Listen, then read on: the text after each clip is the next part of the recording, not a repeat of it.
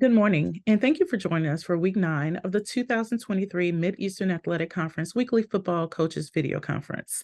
I am Patricia Porter Mayfield, Associate Commissioner for the MAC, and I will serve as the moderator and host of today's interviews. Before we begin, I'd like to go over today's procedures. The conference will begin with the MAC notes, featuring conference highlights, upcoming events, players of the week, and weekly accolades. Afterwards, we will ask each head coach questions about the previous week's matchups, the upcoming games, followed by questions from the media. To ask a question, simply click the raised hand feature and remain muted until you're introduced.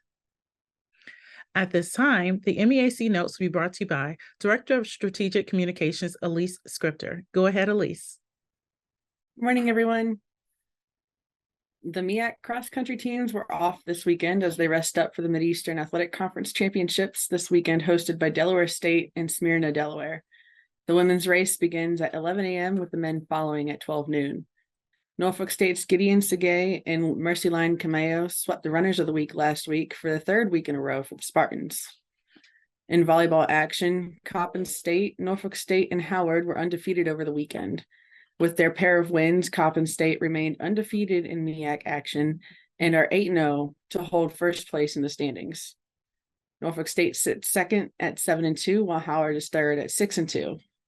Last week, the Bison took 3 of the 4 weekly honors, with Rhea McKinnon claiming Player of the Week, Claire Simpson named Defensive Player of the Week, and Kayla Diaz shared Setter of the Week honors with North Carolina Central's Bella Derringer. Norfolk State's Gabrielle Gilbert claimed her 4th Rookie of the Week honors of the 2023 season. The MEAC Volleyball Championship Tournament is just around the corner on November 17th, 18th, and 19th. The 8 MEAC schools will battle for the automatic bid to the NCAA tournament The MEAC championships are hosted in Dover, Delaware, on the campus of Delaware State. And MEAC kicks off basketball season this week with the Men's and Women's Basketball Media Day hosted here at the MEAC headquarters in Norfolk, Virginia. The interviews will air live on ESPN Plus, as well as coaches conducting a virtual interview with local, regional, and national news outlets via Zoom teleconference. And that concludes the MEAC weekly notes. Thank you, Elise. We will start with our interviews. We start this morning with Howard head coach Larry Scott. Good morning, Coach Scott. Good morning. How's everybody doing? We're doing well, Coach, and yourself? Doing great. Doing good. Well, Coach, last week, with a little more than 1 minute on the game clock, the Bison ended a 9-play drive for 64 yards to defeat the Spartans in your MEAC opener. Walk us through the victory.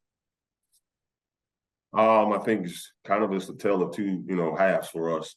And the guys just, being resilient like they've been all year. Guys having to step up with having some key injuries and different things like that we had going on from the previous 2 games and getting some guys back healthy. So having some young guys have to step up, step in, and make some plays in critical situations was really big. And coming out and our defense playing the way that they did in the second half was kind of the catalyst behind us getting going and creating more opportunities. We didn't have many possessions in the first half.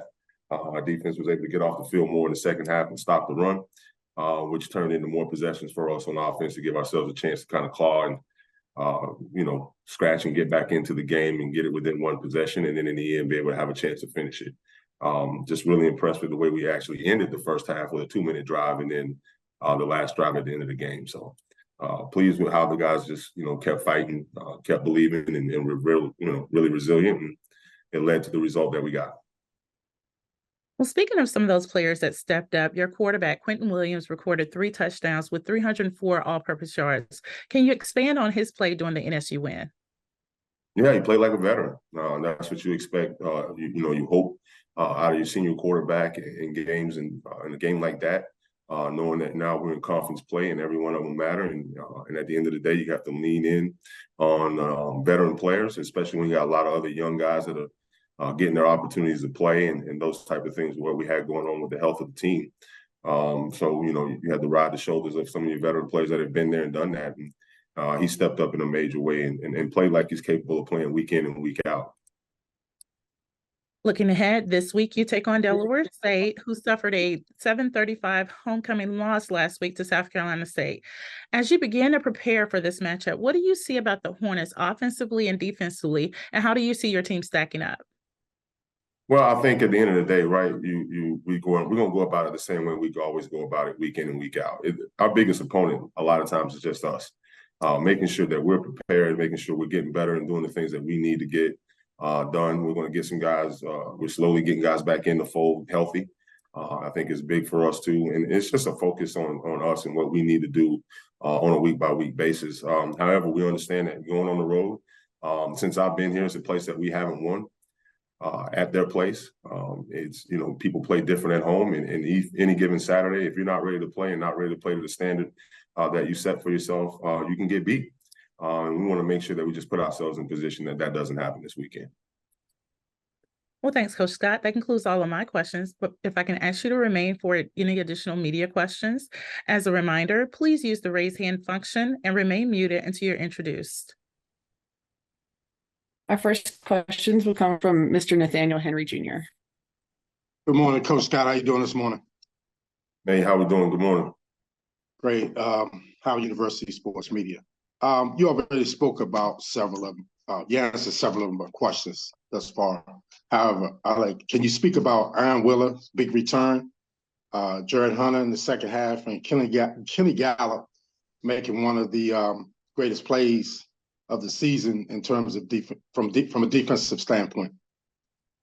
I mean, again, you're talking about some of you guys that are your vet players that play a lot of football for you here and stepping up and stepping in and making plays down the stretch. That's what you have to have. At the end of the day, where the coaches, what we call and what we do, we can only take you so far. After that, you got to go be a player and you got to make the plays and step up and do it. And Ian in the return game, obviously he's a factor back there, and he has the ability to change a game and break it open.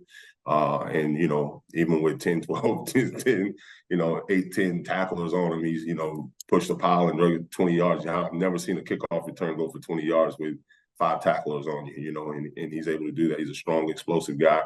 Jared Hunter is a veteran. He's versatile. And if anybody who you want the ball in their hands at the end of the game to make good decisions and do things like that, it's him. And he made the game-winning touchdown, caught it. And then Kenny Gallup, doing what Kenny's done all year, consistent, stepping up, doing what he needed to do, and getting that interception there at the end of the game to kind of seal the win. Was kind of prophetic, and what you hope that your veteran players will step up and do in games like that. And they all did. Yes, sir. One of the things that you focused in or honed in on when you first got here was the kicking game. Speak to the play of Aaron Bickerton and Dylan West in terms of their kicking prowess thus far this season. Man, I mean, you look at, what you needed to do. We took some lumps early in the season with that, right? Just some growing pains and getting personnel right and all those type of things. And you kind of saw it come. This is where you want to start to see that the area of your football team start to peak. And it was in the kicking game. And a lot of it starts with the kick. Sometimes it's underestimated how important the kicks are, especially if what your game plan is in the kickoff game. And making sure that, hey, when we're in range, that we put ourselves in position to come away with points. And we did that. And those field goals that we hit down the stretch in the end of the first half, and then the beginning of the second half were obviously critical to a 4-point victory there in the end, because now when you're in league play, every point matters, every one of them. And we botched the snap right on the extra point, which caused us to have to go for 2 later on in the game. However, those guys did a really good job, and we just want them to continue to improve as we go down the stretch here. Yes, sir. Thank you, and good luck this weekend. Thank you so much. Our next questions will come from Mr. Christopher Stevens. Coach Scott, Chris Stevens, HBCU Sports. How's it going this morning? Good morning. How you doing, Chris? Pretty good. This week, obviously, you're coming to Dover, Delaware. You're going to be playing against the coach and Coach Hall, who was on your staff last year. Is there any familiarity that you could possibly lean on, or do you just take this as a whole different unit that he's overtaking and just take it game by game as like a different year? No, it's just another. For us, it's another game. Man. Every year, every football team takes on a whole different identity. So while there's a lot of familiarity and a lot of some of the things that are, you know, kind of the same with personnel and type things, there have been a lot of changes systematically and some things that we do and how we do things. And I'm sure how Coach Hull has had to adapt to his personnel and what he has there at Delaware State. So while there'll be some similarities, I'm sure in some areas, there's a lot of differences, that you just got to lean in on what your team does and what they do well. And I'm sure he's going to do the same thing for what he needs to do for his guys to put them in position to have success. And then obviously on our end, we're going to do the same. And you've mentioned it before that what you're there for at Howard University, obviously, is to play for MEAC championships. You guys are 1-0 when it counts. Just how do you keep your guys focused on the task at hand? You know, coming off a huge homecoming win, dramatic ending, you're going on the road. Just what is it about this team that you hope that they carry over from last week, but not take into this coming week? I mean, just to, play like we did, like we're capable of playing each week, right? That's all we ask. And we have a standard of which we set, which is a very high standard for us. And I think the first half, we didn't reach that standard of what was going on. And we came out the second half and, they rushed the ball for a lot of yards in the first half. And I think they came out and had 15 rushes for 25 yards in the second half. So we completely played to the standard of what we want to do, which was stop the run. We knew we had to stop the run to be successful in this game. In the second half, we were able to do that. So just continuing off of the standard that it is that we set for ourselves week in and week out, holding it high and being able to consistently keep it at that for 4 quarters of football, and not just halves or in spurts or at times, but just honing in on being able to play to that high standard with a high level of consistency when you have to, when you're trying to play championship caliber football down the stretch. All right, Coach, thanks. Best of luck this week. Thank you very much. Appreciate it. Our next questions are from Mr. Ty Miller. Hey, Coach Scott, good morning to you. Ty Miller from the Power News Radio Network and Black College Football Weekly. Good morning. Good morning, Ty. How you doing, buddy? I'm good, Coach. Looking ahead to Delaware State, the Hornets, they give up over 250 yards per game rushing. So do you expect them to key on your running game, which has been very successful? I think, yeah. I think at the end of the day, that's where it starts probably for every defense that want to be a really good defense, right? You got to stop the run. You got to try to make people as one-dimensional as you can in the approach towards it. So I'm sure that they'll be, geared up to do what they need to do within their scheme to stop the run, especially on early downs and those type of things. So, and that's something that obviously we hone in on and pride ourselves on here at Howard, that we want to find ways and create ways to run the football and have success on the ground. So I'm sure that'll be their focus, and it's always going to be our focus as we put game plans together and things like that to have success running the football. And Coach, you're running back by a committee approach. Is it based on feel or the guy who has the hot hand at the moment? Combination. It's a combination of all of it. It's a combination of what we're trying to do by personnel, too, as far as matchup situations go. We want to try to always hone into what our guys do and do really well, and then do what we can through schematic and play calls and different things to put them in those positions for the skill set to come through. So for me, for us, it's not as much, his turn, his spin, his whatever. It's what we're trying to get done to the holistic, to the big picture view, and what gives us the best position to be successful. And then obviously sometimes in a game, if a guy's got a hot hand and you want to stay with him for a little while, you just stay with him and ride it out. So that is a very good problem for us to have, and it's one that, because these guys are selfless, and they're all into team now, that it works well for us. I also want to ask you one final question, Coach, about your wide receiver, Richie Izaraza. How has he become such a clutch receiver in tough situations in the game for you? I mean, it's just who he is as a person. I mean, to know Richie is to love Richie, who he is as a human being, as a person, his daily approach, his work ethic, how hard he works on and off the field, how solid of a person he is in our university community and amongst his peers and in the locker room and those type of things. He's the guy that, there's no doubt, you sit across from him one day in a corporate boardroom and he's the guy you want on your team, right? He's the guy that you want in all of those situations. He's also the guy that you'll take anywhere with you as a supporting cast. This guy he's an amazing person. And I think that's what comes through, in his clutch play on the field. He's kind of ice cold that way. Is he a Cole Beasley or Wes Welker type guy in the slot that he's always seems to be open? Is he that type of player for you?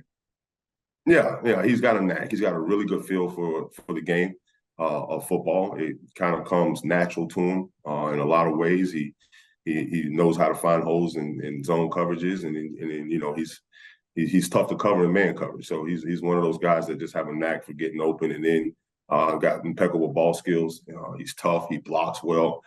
He does all the things, from a complete, just well-roundedness that makes him a really good player. And I'm happy we got him around here for the rest of this year and one more. Thank you, Coach, and good luck against Delaware State this week. Appreciate it. Thank you. Our next questions come from Dr. Kenyatta Cavill. This is Kenyatta Cavill, Dr. Cavill's inside the HBC Sports Lab. Good morning, Coach Scott. Doc, how we doing? Good morning.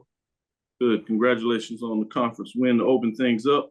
It seems like you asked your running backs to also catch the ball out of the backfield and be able to make plays with their hands, getting on it. With Jarrett, Hunter, Eden James, I see they got in the end zone, not just by literally rushing the ball, if you would, but catching it and getting in the end zone. Obviously, the big play was huge. Talk a little bit about your schematics of requiring your running backs to also be able to get into play with their hands in terms of receiving the ball and making plays. Right. I think that starts in our recruiting meetings, right? When you're recruiting a guy, if he can't demonstrate and show you on tape and on film that he can catch the ball, he has ball skills, and that he'll block. Everybody can get the ball handed to him and just let him run. But can you play well, in all aspects of being a well-rounded running back? And I think that's where we start with in recruiting and our evaluation process of finding those guys. But what we want to do with that is cause you as a defense to have to, defend every blade of grass and defend every player that's an eligible receiver on the field, every play. And through your scheme and what you're trying to do and what you're trying to take away, you better have the discipline within your scheme to make sure you're covering everybody that's an eligible receiver. Because at the end of the day, it comes down to numbers, right? Football is about angles, numbers, and grass. And at the end of the day, we're going to make you try to defend all of those things within our scheme. And as long as we're executing and doing that, we hope to find success in within our scheme doing that and making those guys viable targets, especially when we're throwing the ball. Now you're into this conference MEAC playoff run, if you would, proverbially, the way a lot of us look at it. You're on the road to Delaware State, but after such an emotional high win, homecoming, all the things surrounding it, talk about how do you get the guys back prepared to the next opponent on the schedule, as many coaches will say it one game at a time. But what are you looking forward to getting done in this matchup against Delaware State? I think we take it and we pare it down to even one day at a time. It was like yesterday was how do we win Sunday, right? I mean, it was Sunday after homecoming and all those type of things. We went after that yesterday in our approach towards it, with Sundays being a big day for recovery for us in the weight room, in the meeting room. So it's just the mental aspects of cleaning up and correcting on Sunday mentally, and then physically taking care of your bodies. And that one thing we talked about was the importance of sleep. Everybody getting out of here, go get some rest, recover, and eat and do all of those type of things. So making it a day-by-day approach and focus is what we really try to make sure we narrow it down on. It's not, we'll get to Saturday. Saturday is coming. Just as sure as you go to bed, wake up the next day and the sun is shining, Saturday is going to show up here in about 6 days. So at the end of the day, though, let's pare it down to what we got to do to win today, what we got to do to win Monday. And that we'll start there and we'll just work it that way and what we got to do in our process of preparing for what we'll get to on Saturday. No doubt. Thanks, Coach. Appreciate it, Doc. Thank you.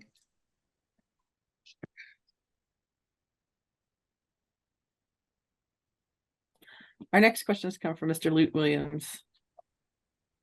Good morning, Coach Scott. How are you today? I'm doing well, Luke. How are you doing? I'm doing fine.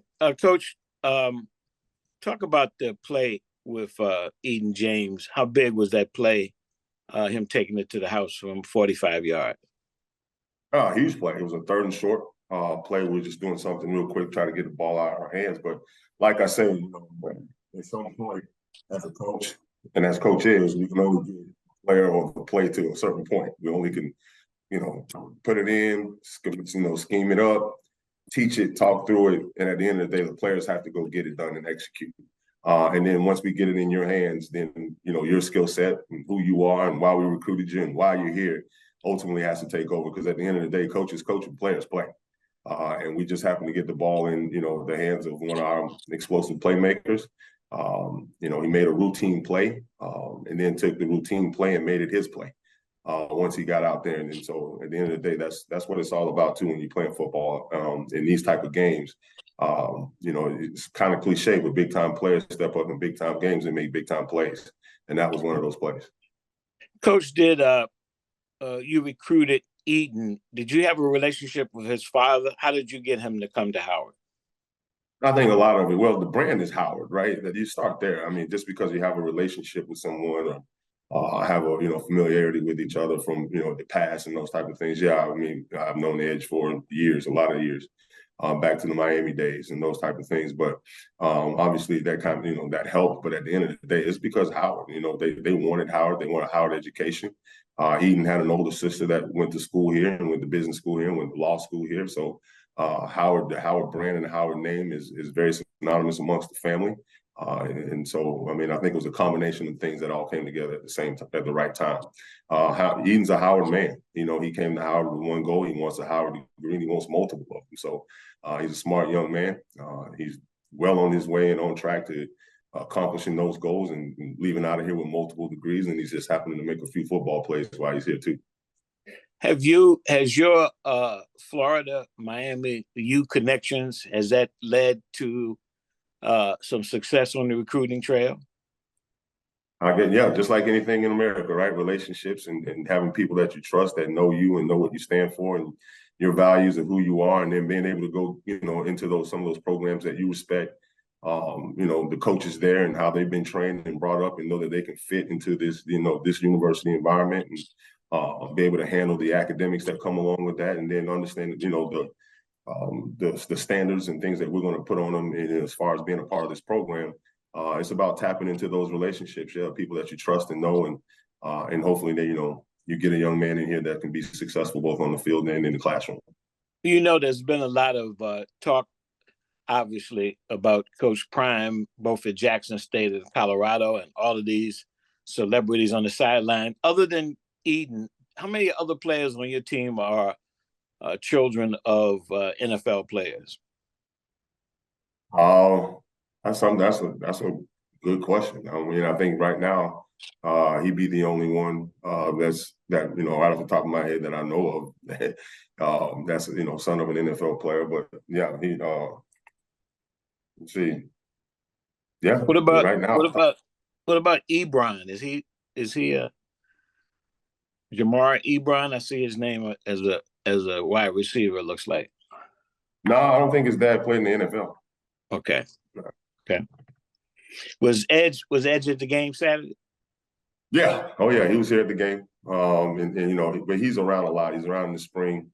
He's very supportive of his son and what his son's doing. So he's here quite a bit. Appreciate you, Coach. Thanks and good luck on Saturday. No problem. Thank you very much. Our next questions come from Mr. Dwayne Nash. Good morning, Coach. Dwayne Nash from the Yard and Hero Sports. How are you this morning? I'm doing well, Dwayne. How you doing? I'm doing pretty good. I hate to be the bearer of bad news after a big win like this over at homecoming, but it sounds like you already have an idea of this. Your team seems to struggle on the road. You guys are 4-14 on the road. It's kind of unfair because the majority of those losses are out of conference, but you still are 2-4 on the road within the conference. Is there have you guys been thinking about this? Or is this on your mind? Is this a mind state of you guys that you have to fight when you go on the road to face opponents? No, not at all. I mean, those are all great numbers that I'm sure you dug up. That's definitely something that I'm not researching or looking up and doing those type of things. Every football game is independently a football game, and when you go on the road, there's some things that you need to make sure you're ready to do very well. I haven't looked at that, and I know in recent, you know, when you talk about taking out of conference games out of it, I thought last year we were pretty successful on the road, you know, albeit one game. We were actually pretty successful on the road in that home and conference play. And that's how I kind of look at it, right? It's a tale of two seasons for us, for all of us here in the MEAC. There's the out of conference schedule, and then there's what matters most and what we play football for here in this conference, and it's those 5 games, and that's all I'm really focused on as I look at it. So no, that's an interesting stat, and that's what you dug it up. That's definitely something I'm not looking at. You can put the ball down in a mall parking lot, and North of Bethesda, Maryland, we're gonna put the ball down and we're gonna play a football game. So that's how I look at it, and what we need to do to win that game, no matter where we're playing it at. Like I said, Coach, that was just a weird stat that I just happened to look up when you brought it up earlier during your presser this week. Again, a very unfair stat, especially with 2 of those losses on the road coming against Delaware State in that weird COVID year. But you're right, you guys are 2-1 last year on the road too. And I know that Delaware State is a completely different team this year. Is there anything that you're looking at, that you're focusing on? I know you won't say but so much, being that Coach Hall's on the call with us as well. But is there anything that you're focusing on when you're facing Delaware State coming up this weekend? Yeah, Howard University. That's what I'm focused on, and looking at the things that we need to clean up, things that we need to get better at. Our personnel, getting some guys back healthy is going to be big for us too, as we move forward. So it's really just my focus is a day-by-day routine process of making sure our football team by the end of the week is primed and ready to go in all aspects, physically, mentally, with what we're trying to do scheme-wise and all of those things. So, we have to balance academics here in school and all those types of things. So to me, it's our day-by-day refining of the process so that we can, consistently play to the standard that we want to play at each and every week. And that starts on a day-by-day basis. So, the focus is purely us and what we need to do to put ourselves in the best position to win this game. Okay, thanks so much, Coach. Good luck this week. Appreciate it. Thank you. Our next questions come from Mr. James Hill. Good morning, Coach. I hope you and everybody at Howard is well. How are you, sir? Doing well, James. How you doing? Pretty good, pretty good. Talk a little bit about the fourth quarter. You're able to outlast Norfolk 15-6. Go back to that fourth quarter against the Spartans. What are your takeaways? Finish, right? That's when you talk about it. You want to finish the fourth. One of our team goals, as we look at it every day in the plan to win, is to win the fourth quarter.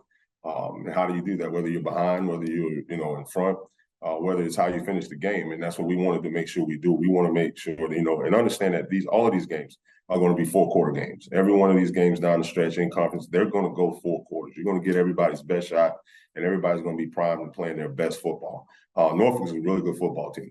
I'm telling you now, they play hard. They have an identity. You see them playing to that identity of what that is. And that was a really good football team. And what you saw was a really good football game that, what you expect. It's truly what you expect in MEAC play. So each and every week, you got to make sure you're ready to play that type of football. And that's what we're most excited about, but that's why you play football here. Coach, week 2 of week 5 in the MEAC. Just talk a little bit about going in. It's up the road to Delaware State, the thought process, and again, going in and competing for a football game. Again, the process and thought process is us. What do we need to do to get better? And I think, we're primed to getting better physically, about getting some guys back healthy that had to sit out another week, but got those guys primed and ready to come back here this week. Our daily preparation towards getting ready for this game and what we need to do from that aspect of it, and understanding that, going on the road takes, an extreme amount of focus, attention to detail, in every aspect of what you're doing. If people don't understand, like, the whole trip has to be playing well operationally. You have to make sure that everybody's on point where we're doing the team hotel. Everything has to work in a certain way, in a certain fashion, to a certain standard, to make sure that your minds are clear, your heart's where it needs to be, and that you go play the very best football that you can. So there's a lot that goes into that, but the focus still has to be on what you need to do to get better, and then go put that on display. Thank you, sir. Have a blessed week. Thank you. Appreciate it. That concludes all the questions for Coach Scott. Thanks for joining us this morning, Coach Scott. Best of luck to you and the team this week. Okay, thank you very much. Appreciate it, guys. See you next week. Thank you. Howard will travel to Dover, Delaware to take on Delaware State. That game kicks off on Saturday, October 28th at Alumni Stadium. The game will broadcast at noon on ESPN Plus and tape delayed at 11 p.m. on ESPNU.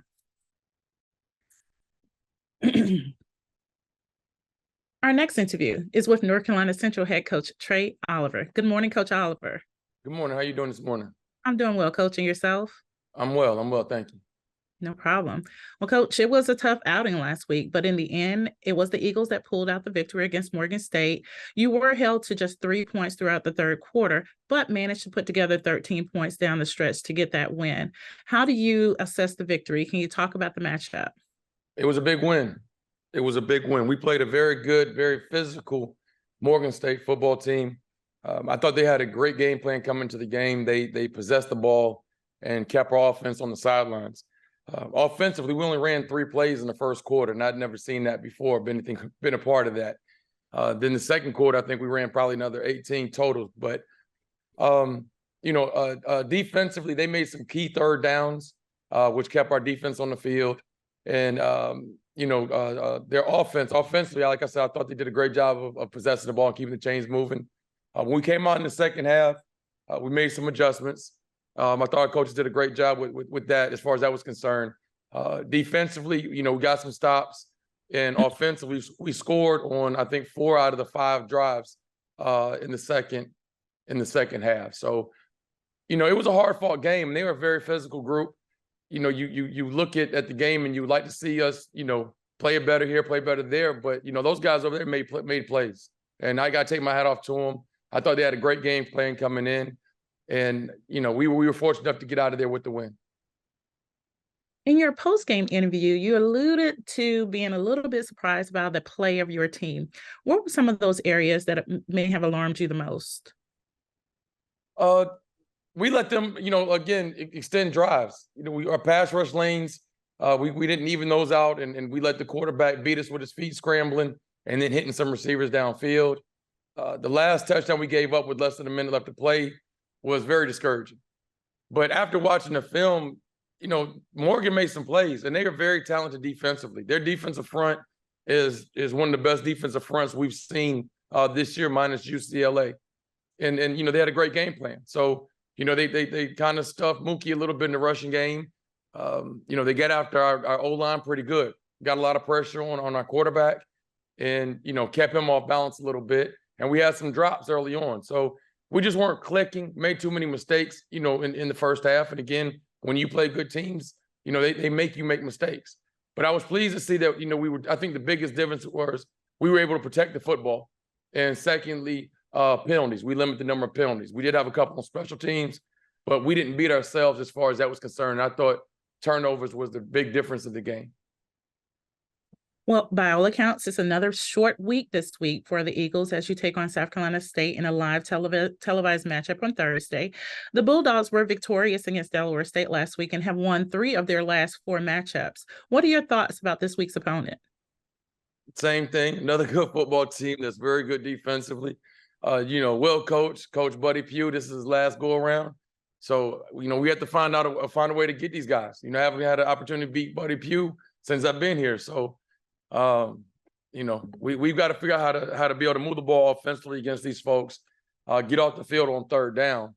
And then, defensively, this is probably the most talented team I've seen offensively that they've had in a long time. They've got great players on the perimeter. The Smith Brown kid, number 6, the receiver.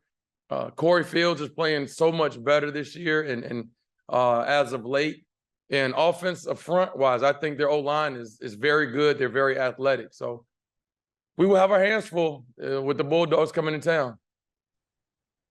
Well, thanks, Coach Oliver. That concludes all of my questions. We'll now take questions from the media.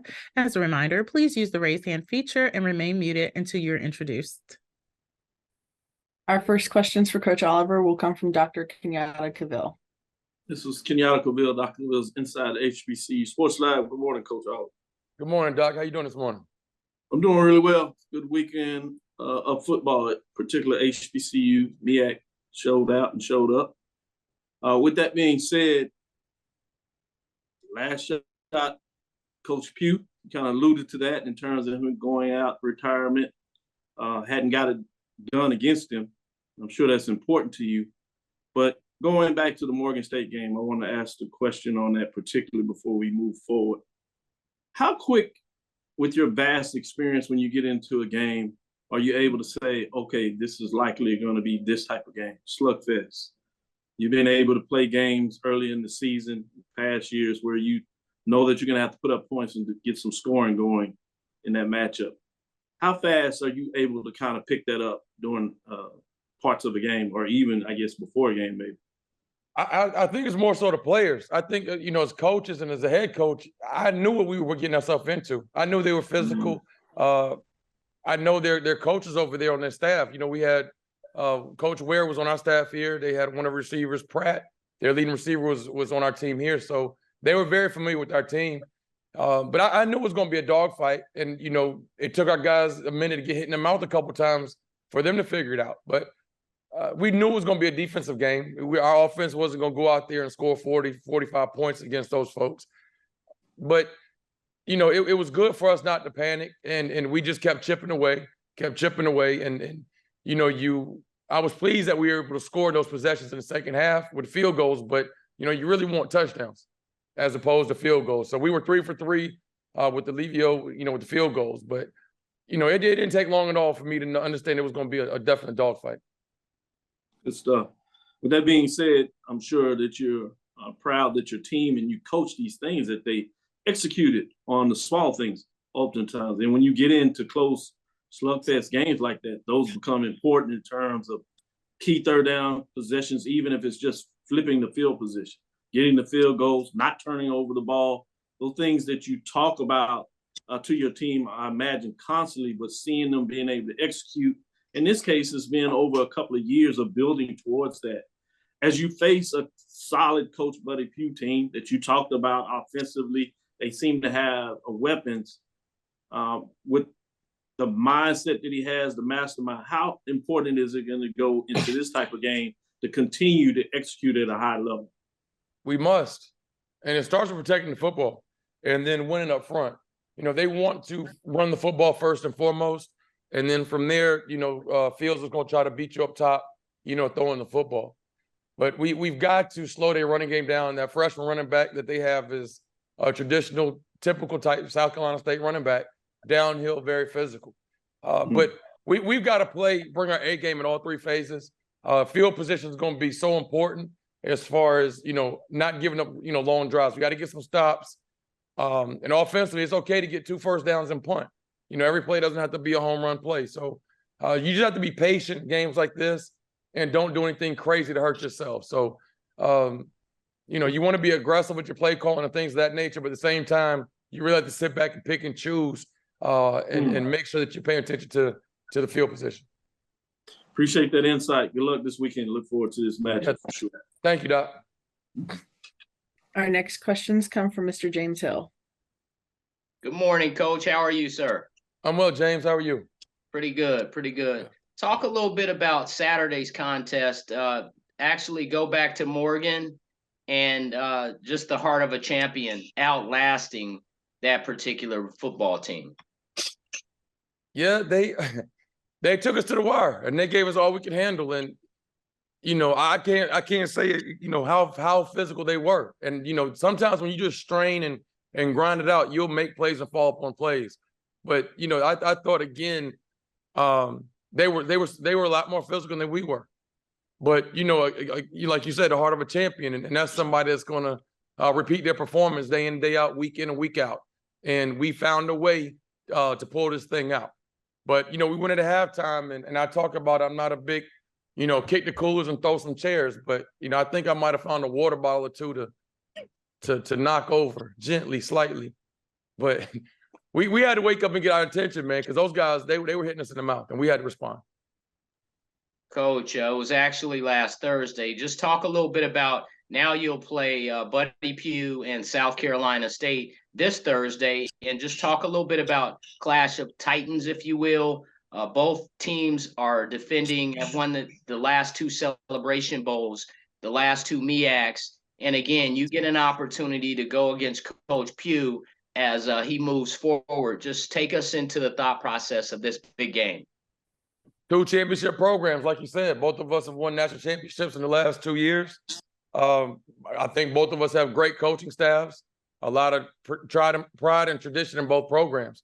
And, you know, I just hope that I can have the type of success that Coach Pugh has had over his career and win those type of championships and be able to develop the young men like he has. You know, I consider Coach a good friend of mine. I've learned so much from him. And, you know, we have a great relationship. And, you know, one thing about Coach, he'll laugh and joke with you, but at the same time, when he's hugging you and shaking your hand, he's telling you how much he wants to kick your butt. So I feel the same sentiments. You know, I love him to death, but I'm trying to get after him this weekend too. Thank you, sir. Have a blessed week. Yeah, thank you.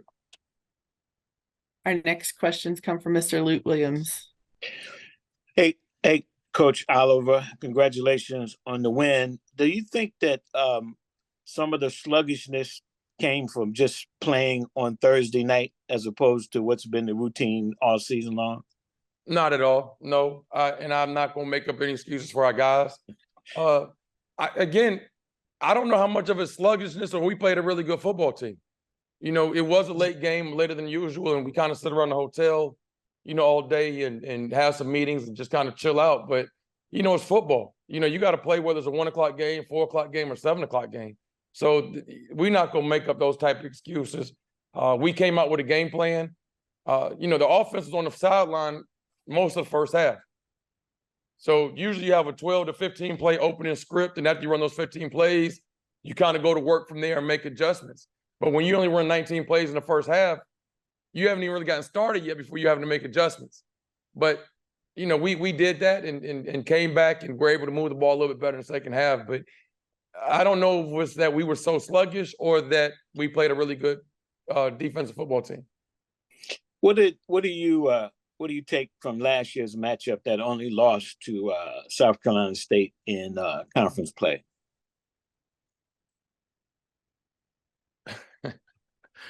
That was a rough one. You know, honestly, I thought we were out of it because if you lose one game in our conference, you know, it's a good chance that you're not going to make it to the Celebration Bowl. But I know they got quite, you know, fairly banged up after our game, and I think they lost their quarterback and a couple other guys, and they struggled, you know, for the rest of the season.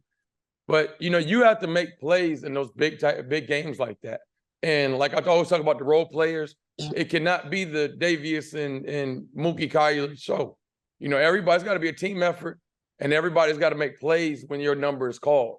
You know, if Davius isn't on and you know, sometimes you got to make the tough catches. You know, you might not put on your numbers every time. You might have to strain and make a tough catch, or you know, tight end might have to strain and make a tough block to help pop the running game. So it's a group, it's a team effort. And games like this, everybody must show up and play really well. You know, I know at this point of the season, it's probably a cliche to say nobody is 100%, but how is Davius's health? He's fine. Yeah, he's fine. We have some other guys that are banged up and a couple guys that were out this past week. And they might not be back this week coming up, but Davius is fine.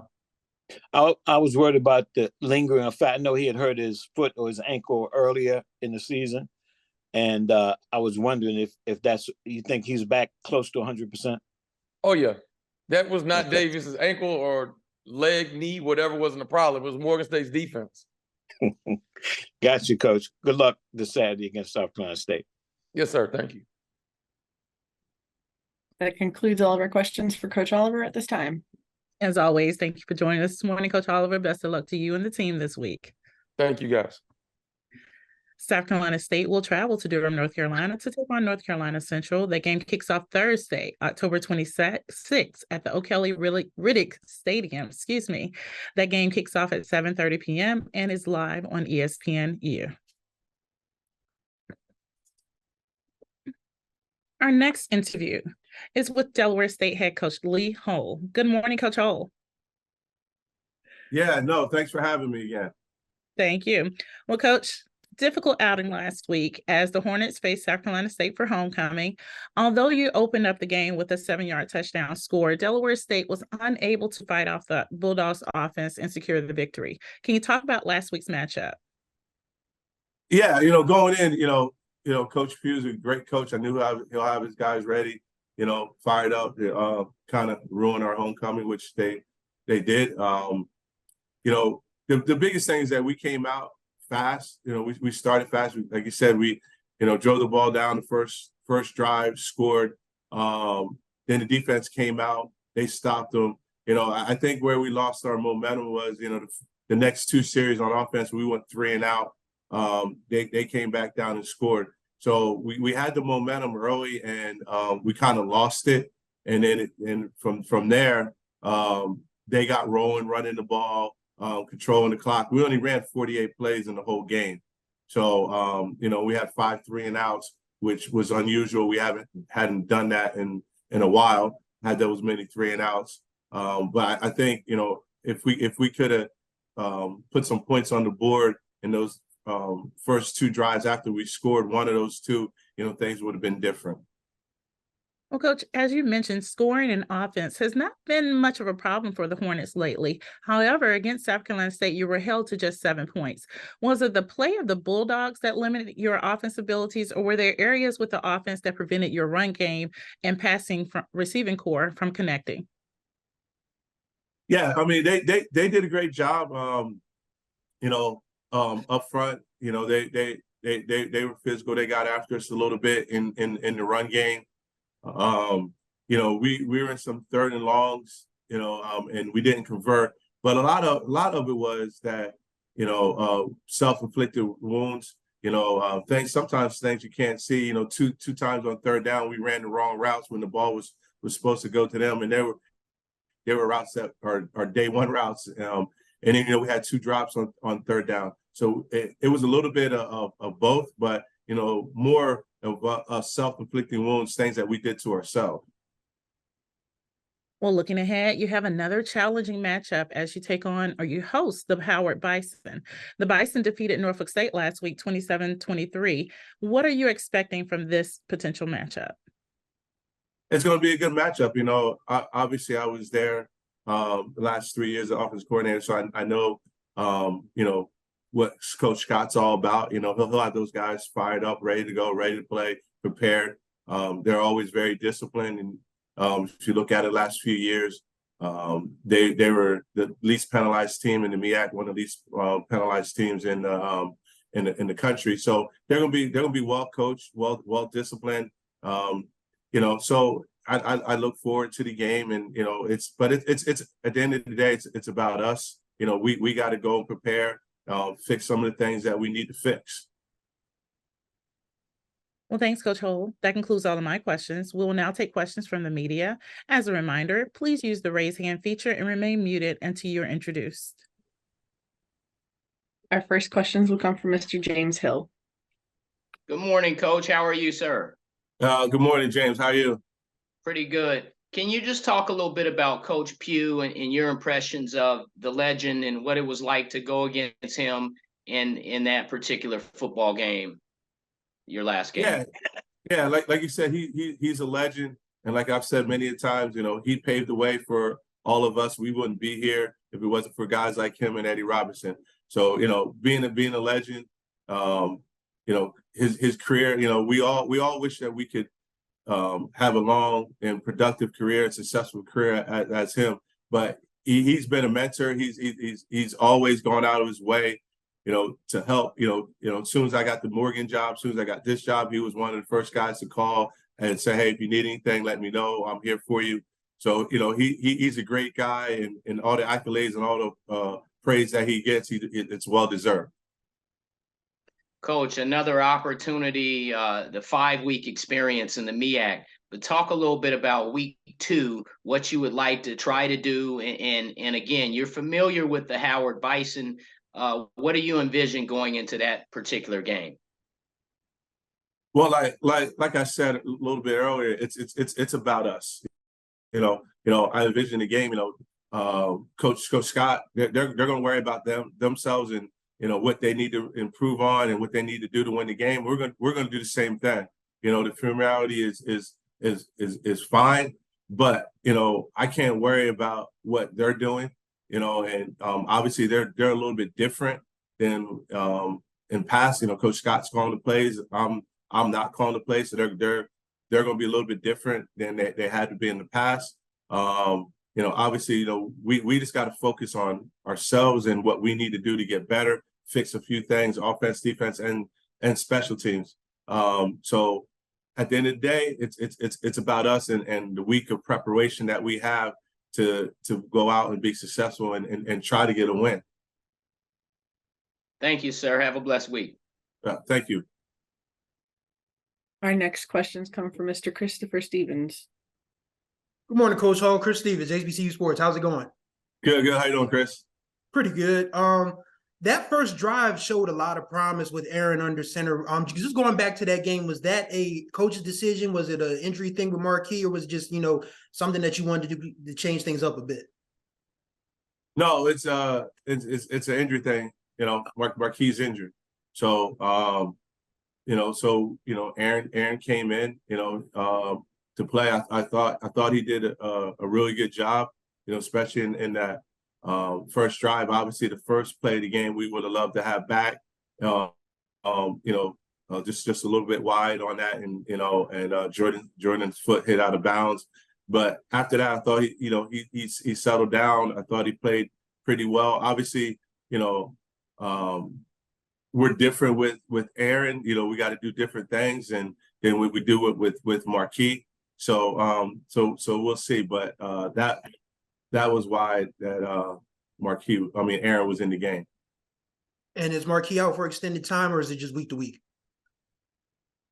He's week to week, so I'm not sure. Okay, all right. And going back to what we discussed a couple weeks ago when you were concerned about the run defense, it wasn't 498, but it was still 357. Just how frustrating is it, that you've had a week off with your guys to kind of shore up these things, and they still kind of crop up like they did on Saturday? Yeah, it's very frustrating because I spent some time over there on the defense, and I saw what they were doing. The emphasizing, tackling, wrapping up. We did tackling circuit every single day in practice. When we were going to get scout teams, we weren't going live, but we were thudding, and we were emphasizing wrapping up and putting your face on people, and they were doing that in the game. We went good on good, and same thing. That was the big emphasis all week. So yeah, it was a little disappointing to see that happen. We had guys that just wasn't shooting their guns. The plays today, they're seeing and they're hesitating. They got to go. They got to go. So we're just going to go back again and keep emphasizing that in practice. Up front too. We got to get some more push, but we got to get healthy too. The other thing is that we're still missing four starters from the defense. So we got guys that are thrown in that role. So hopefully this week we're gonna get a couple of those guys back, and hopefully that helps us out. And this week you're facing a different type of running attack. And Howard, obviously, South Carolina State is that old 4 yards in a cloud of dust thing. But of course, Coach Scott's going to try to get those guys on the perimeter. What do you hope the guys that are going to play on defense Saturday, look out for once you guys hit the field? We got to tackle in space. Obviously they got some really good backs. They got 4 because you can consider 3 when he's in there, doing the Wildcat stuff and running the ball. He's a running back. So obviously, and you got the other 3. So I know Coach Scott. He's gonna ride whoever's hot. And that's the way it's been. You can watch film. You can see that. One time is it's James. One time it's Hunter. One time it's Ian. So we're gonna have to tackle. They're all elusive in their different ways. But we're gonna have to tackle in space. Sounds good. All right, thanks, Coach. Best of luck this week. Thank you. Our next questions come from Mr. Ty Miller. Hey, Coach Hall, good morning to you. Ty Miller from the Power News Radio Network and Black College Football Weekly. How are you? Good. How you doing, Ty? I'm good, Coach. Just got one question for you. Knowing that you know the offensive skill players at Howard, how much of an advantage does it give to you? And how will you share that information with your defensive players that it may be an advantage to them?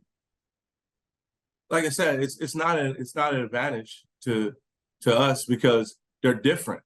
You know, I'll be a fool to sit here and think Coach Scott's going to do the same thing that I did. You know, he's going to, you know, every game you look at him, he's done something different. He's going to do stuff different. So, you know, I'm not really talking to our defense about their offensive skill guys, you know, and what they have. You know, we got to go out and execute. We got to worry about ourselves. It doesn't matter what I know if we're not going out there and we're not tackling, we're not in the right gaps, we're not playing sound defense. That does lead me to another question, Coach, because most coaches do say it's about what we do. So how much is spent on the other team and what they do in terms of preparation sometimes? Obviously, you spend a lot of time on what they do, but you know, we watch film. You know, we got a scouting report just like everybody else. We try to figure out what we think they're going to do. You know, and then we put in our defense, you know, based on what we think they're going to do. But at the end of the day, you know, the players got to go out and they got to execute that game plan and understand that there's going to be some changes. They're not, you know, we got good coaches in this league, you know, offense, defense, everywhere.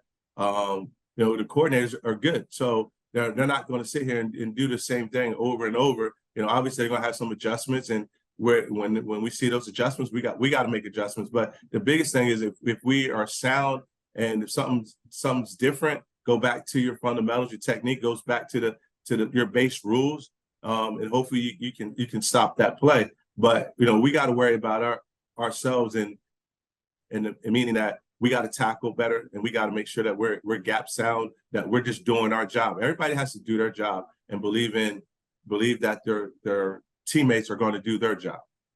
Thank you, Coach Hall. Thank you. Our next questions come from Mr. Nathaniel Henry. Good morning, Coach. I'm going to pass on this one, as you have already answered the question that I had prepared to pose to you. So good luck this weekend. Thank you. That is all of our questions for Coach Hall at this time. Thanks for joining us this morning, Coach Hall. Best of luck to you and the team this week. Thank you.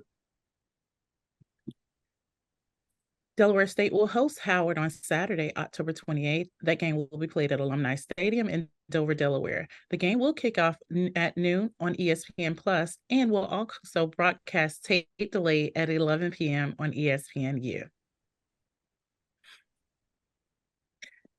Our next interview is with Norfolk State head coach Dawson Odoms. Good morning, Coach Odoms. Good morning. How you doing? I'm doing well, Coach. How are you? That's a trick question.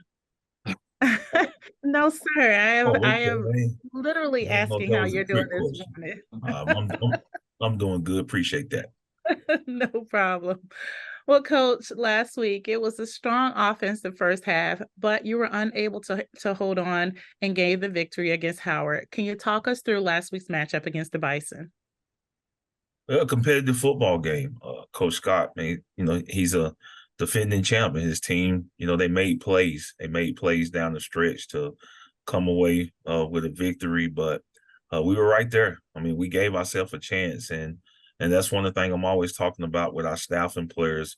Give ourselves a chance, and we just haven't came up with the plays to win those football games. But this is the first time in my coaching career I've been in so many games decided in the last second. Our last 5 out of the 6 have been down to the wire. They come down to the last possession of the game, and you can look at that and from a year ago, we've gotten better. Our players are playing extremely hard. We're competitive. The ball just hadn't bounced our way, and it's going to though. We're close, and I think everybody that watches on film and I said it from the beginning, we're gonna be a tough out. But when we taste winning again, I really believe these guys are gonna know what that feel like, and they'll always want to taste that winning feeling, and that's what we're chasing. But it was a great atmosphere. It was their homecoming, a great environment.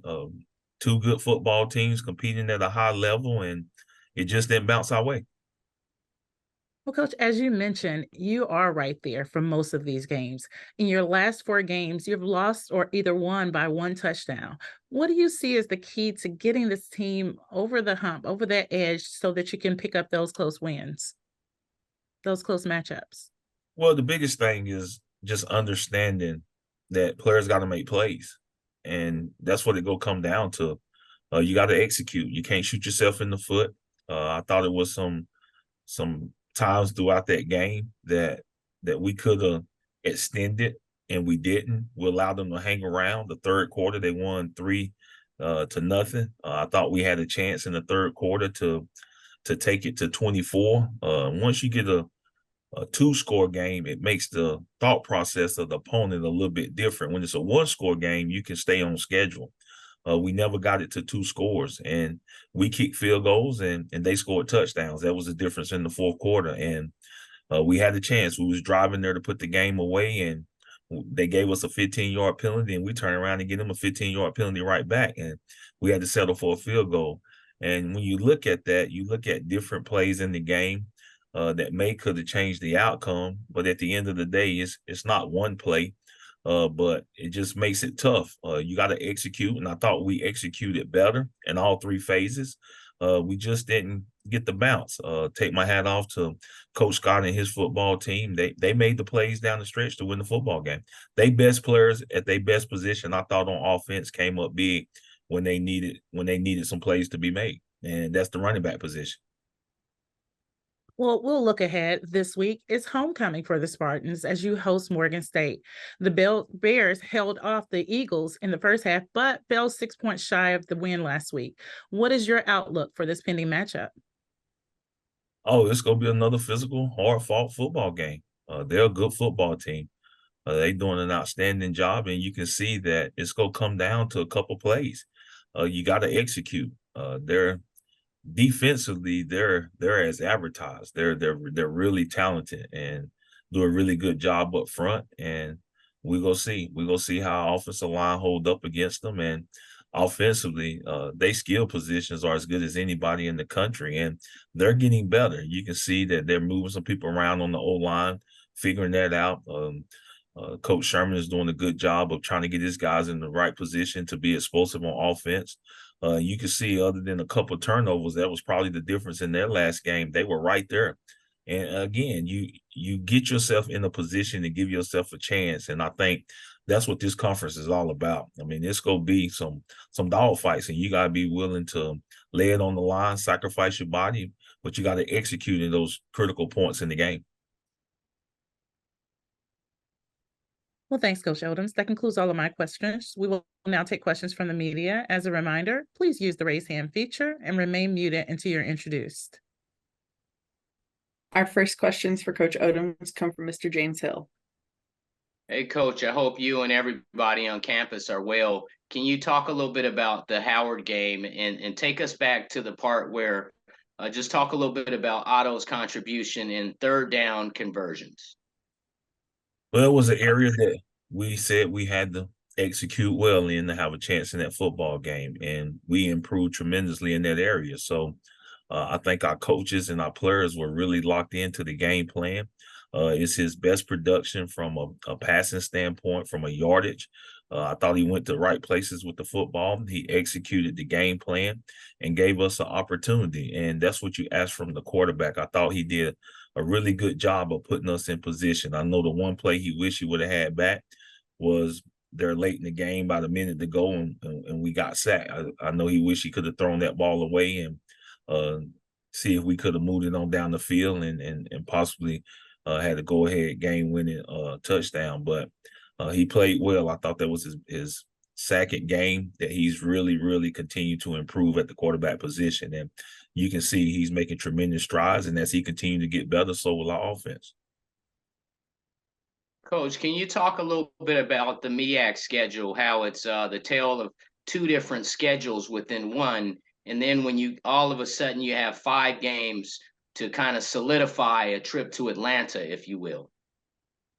Well, it's tough because I think everybody is battling injuries, and that's one of the toughest challenges as you get ready for conference play.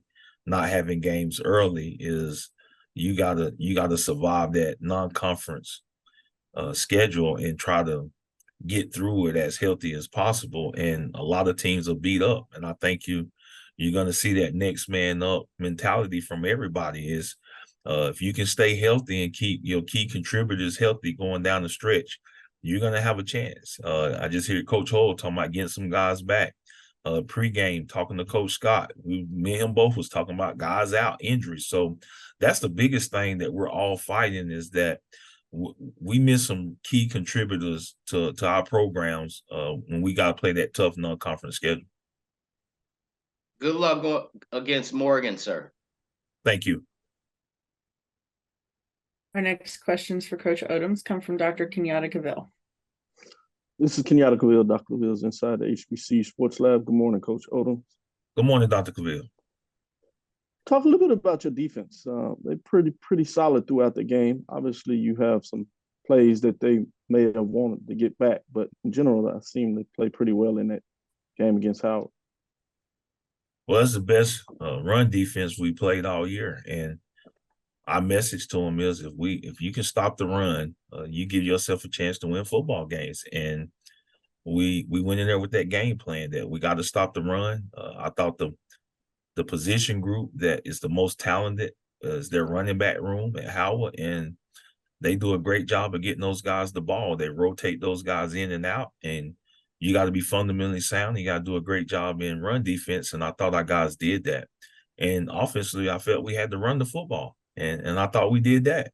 So if you execute the game plans that you have in place and give yourself a chance to win football games, guys are going to be upset. It's an emotional loss. It's the first conference game, but it's a lot of positives that we're taking from this football game as we move into the next one, because we're starting to see that our guys they're trusting in what we're telling them and they're executing. And when you trust and execute, you're going to give yourself a chance. You just need that ball to bounce your way. Absolutely. Good luck this weekend, Coach. Thank you. Look forward to the matchup. Yes, sir. Our next questions come from Mr. Ty Miller. Hey, Coach Odoms, good morning to you. How you doing? Ty Miller from the Power News Radio Network and Black College Football Weekly. It's a long title there, sir, but good morning to you too. Yeah, Coach. What's been the common theme during your 3-game losing streak? Last second. I mean, it's just you need that separation. If you go back to Tennessee State, we were down and we battled back. We tied it up, and that took a lot of energy out of us. And you look at it, they scored there at the end, and then we weren't able to match it. And you end up losing that game on the last possession. You go to the Howard game, we're ahead. They battled back. They tied it up. We had a chance. We got down there twice, and we ended up settling for field goals. You get some touchdowns there. Now the pressure goes back on your opponent. But we allowed that game to stay one score. We come out of halftime 17-9. It gets to 17-12, and it remained that way throughout the third quarter. So you never applied pressure. And in this game, the way it's played now, you have to apply pressure. You got to get – offenses are always talking about that 2-score gap. When it's a 1-score gap, it's a 1-play gap. And when it's a 2-score gap, and now they're looking at it a little bit different because it has a chance to go to 3 scores. So that's the kind of the mentality that you got to have to put teams away. You let teams hang around.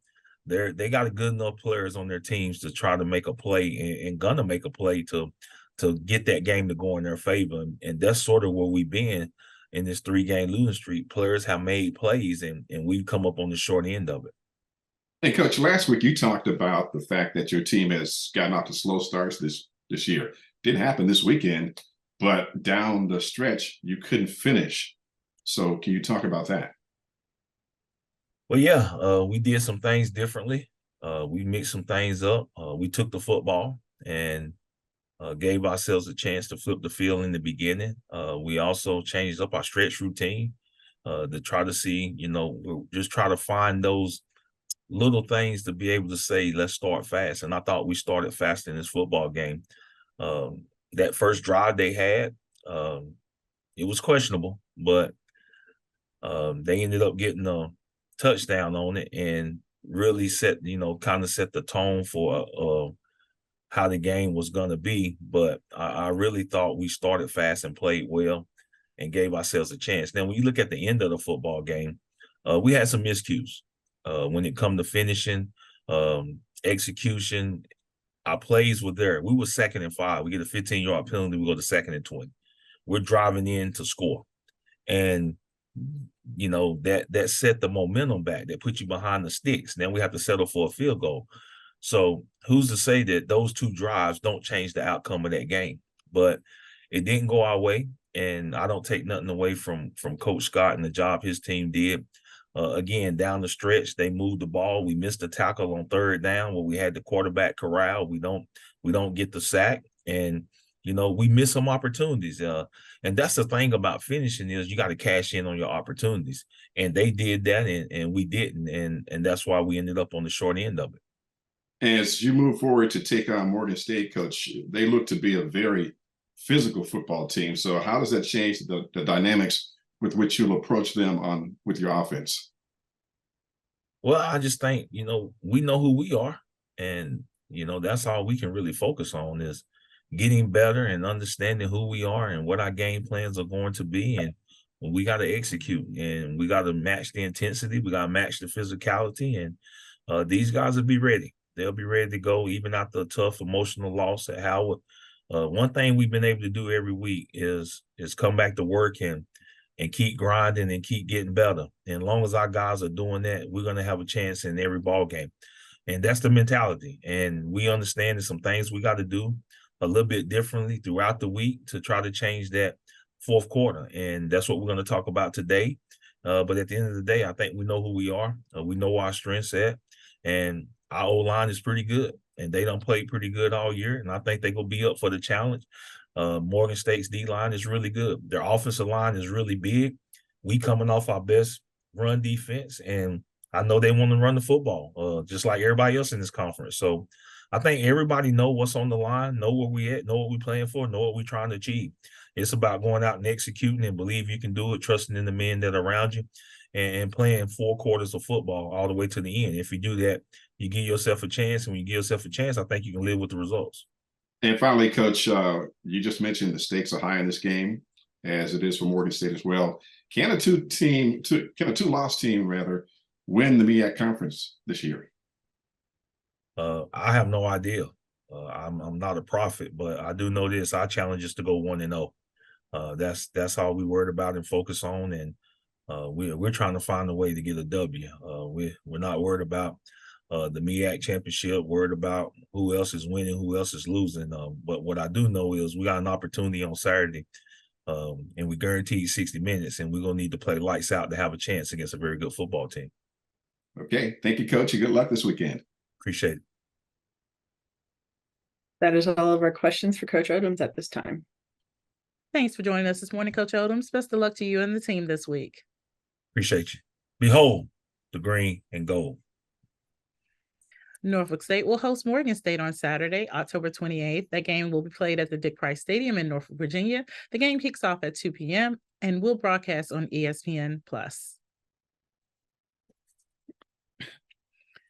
Our next interview is with South Carolina State head coach Buddy Pough. Good morning, Coach Pough. Good morning, Patricia. How are you? I'm well, Coach. How are you? I'm good.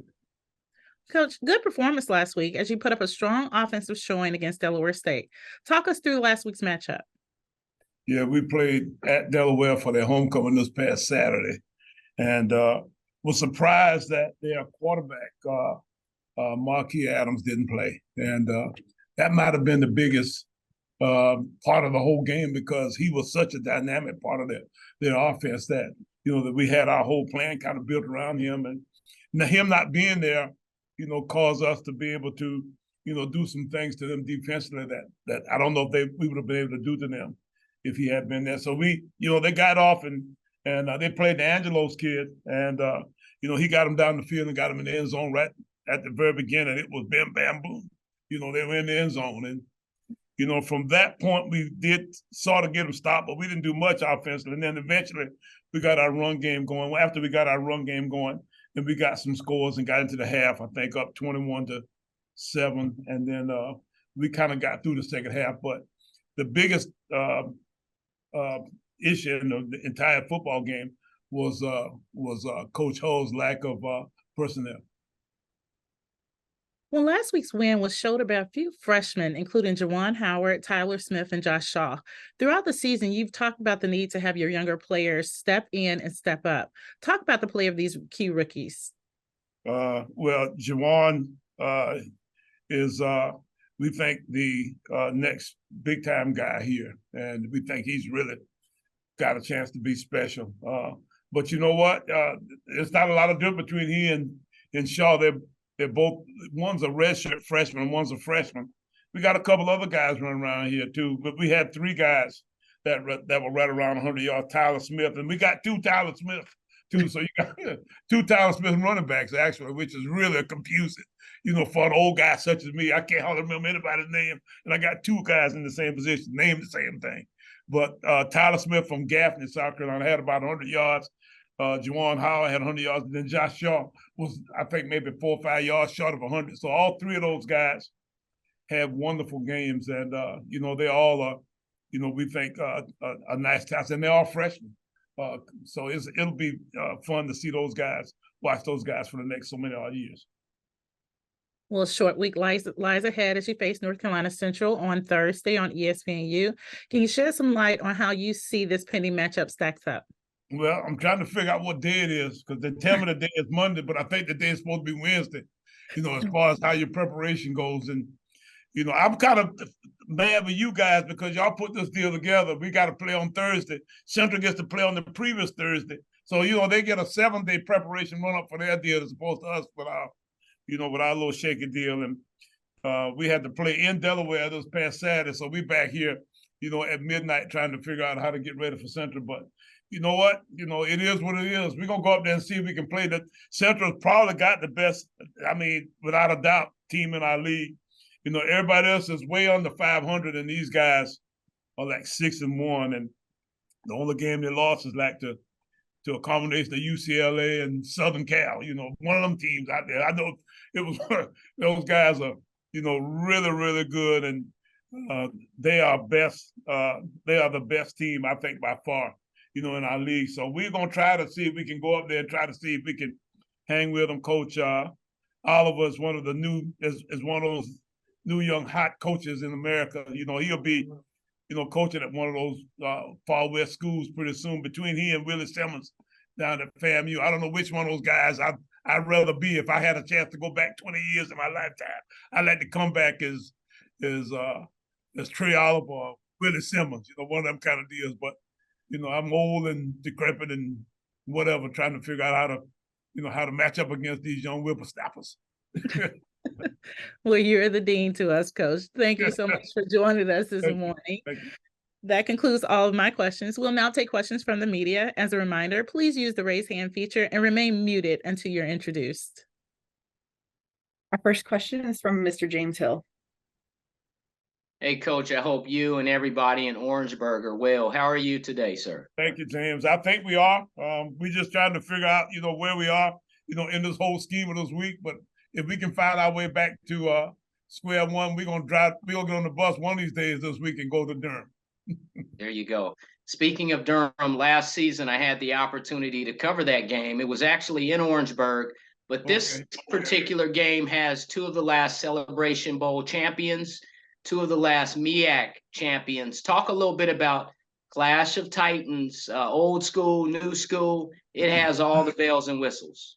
Yeah, well, it's the old folk versus the young. It's the hot new item on the market, versus some of the old, tried and proven models. I guess maybe, we can put ourselves in, that category. But, it'll be a fun opportunity for us to get together. It's always a knockdown, drag out. Trey and his bunch, will come out here and do all that stuff. That daggum quarterback of his might be the top guy, that's been in this league, in some years now. Mr. Richard is from down in the muck. If you know where that is, down in the lower part of Pahokee and Belglade and all that kind of stuff, down in that neck of the woods. And, they chase rabbits and stuff, so they they know all kinds of different little moves and what have you that gives you an opportunity to, to develop all these special kind of quick twitch skills and that kind of stuff.